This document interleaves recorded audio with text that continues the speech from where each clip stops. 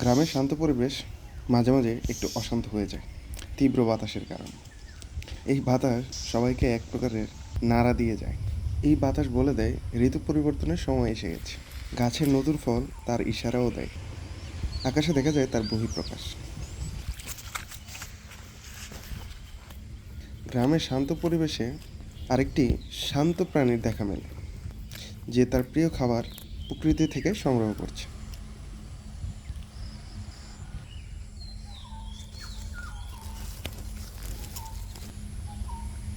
গ্রামে সবচেয়ে বেশি যেই গাছটি দেখা যায় সেটা হচ্ছে কলা গাছ। এর বাগান তৈরিতে শ্রমের পরিমাণটাও খুবই কম লাগে।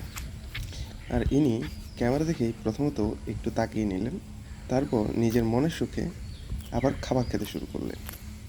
গ্রামের প্রতিটা ঘরেই রয়েছে একটি করে গরু, যা বাড়তি আয়ের মাধ্যম হিসেবে বিবেচনা করা হয় থাকে।